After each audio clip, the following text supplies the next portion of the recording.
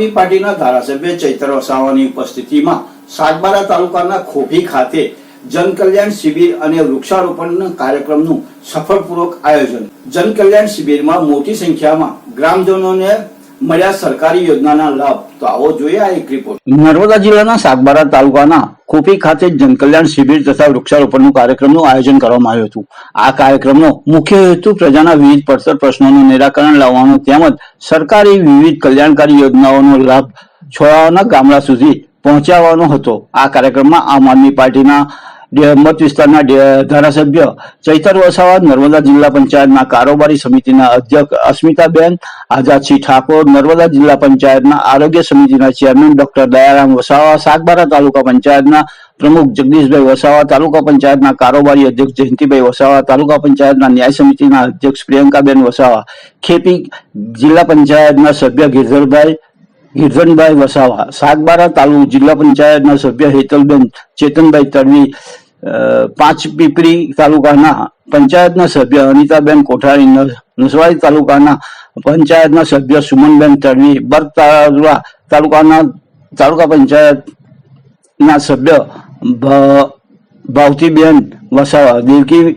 દેવસાખી તાલુકાના પંચાયતના સભ્ય અર્તિકાબેન વસાવા, ઉબરિયા તાલુકાના પંચાયતના સભ્ય અંજુબેન વસાવા, નાર તાલુકા પંચાયતના સભ્ય વીણાબેન વસાવા તેમજ આંબલી તાલુકાના પંચાયતના સભ્ય ચમારિયાભાઈ વસાવા સહિત વહીવટીતંત્રના અધિકારીઓ મોટી સંખ્યામાં અને ગ્રામજનો ઉપસ્થિત રહ્યા હતા। આ પ્રસંગે ધારાસભ્ય ચૈતર વસાવાએ જણાવ્યું કે સરકારની વિવિધ વિકાસલક્ષી અને કલ્યાણકારી યોજનાઓનો લાભ છેવાડાના વ્યક્તિ સુધી પહોંચે તે માટે જનકલ્યાણ શિબિર આયોજન કરવામાં આવ્યું છે। આ શિબિરમાં વિવિધ વિભાગોમાં અધિકારીઓ દ્વારા લોકોને યોજનાઓના અંગે માર્ગદર્શન આપવામાં આવ્યું છે તેમજ સ્થળ ઉપર અને અનેક સેવાઓ અને લાભો પૂરા પાડવામાં આવ્યા છે।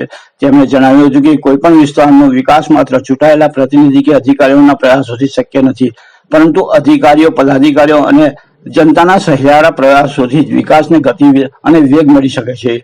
શિક્ષણ, કૃષિ, આરોગ્ય, રોજગારી અને સામાજિક વિકાસ જેવા ક્ષેત્રોમાં સૌના સહયોગથી વિસ્તારને વધુ પ્રગતિશીલ બનાવી શકાય છે। આ કાર્યક્રમ દરમિયાન તાલુકા વિકાસ અધિકારી, મામલતદાર તેમજ વિવિધ વિભાગોના અધિકારીઓ, કર્મચારીઓ અને લાભાર્થીઓએ હાજરી આપી હતી। મોટી સંખ્યામાં ગ્રામજનો, સરપંચો, તાલુકા જિલ્લા પંચાયતના સભ્યો તેમજ અન્ય આગેવાનોની ઉપસ્થિતિમાં આ કાર્યક્રમ સફળતાપૂર્વક સંપન્ન થયો હતો। જનકલ્યાણ શિબિરમાં વિવિધ યોજનાઓ અંગે માહિતી, માર્ગદર્શન અને લાભો પૂરા પાડવામાં આવ્યા હતા, જેના કારણે સ્થાનિક લોકોમાં ઉત્સાહ જોવા મળ્યો હતો અને સૌના સહકાર અને સંયુક્ત પ્રયાસોથી કાર્યક્રમ સફળ રહ્યો હોવાનું આયોજનકર્તાઓએ જણાવ્યું હતું। જે પણ યોજનાઓ બને છે, જે વિકાસની યોજનાઓ હોય, સર્વાંગી વિકાસ આ વિસ્તારના થાય, કોઈ પણ વિસ્તારના થાય, એ યોજનાઓ છેવાડાના વ્યક્તિ સુધી પહોંચે એ આ કાર્યક્રમના હેતુ છે।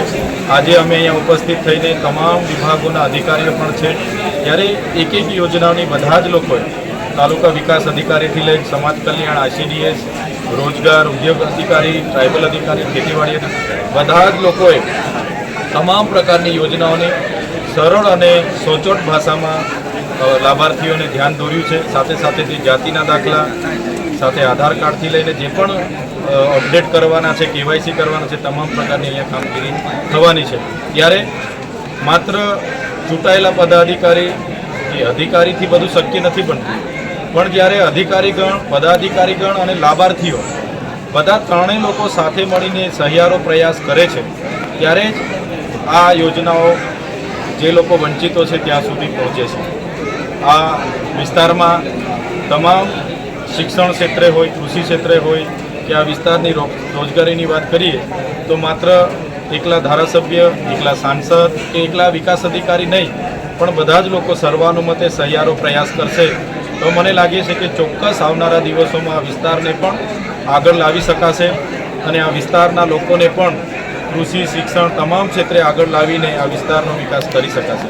બધા લોકો પ્રયાસ કરશે તો મેં માનું છું કે પોતપોતાના સાથે ભરનારા પોતાના પરિવારથી શરૂઆત જો બધા કરશે તો જ પોતાનો પરિવાર, પોતાનું ગામ, આ પ્રદેશ, આ સમાજ અને દેશ આગળ આવશે।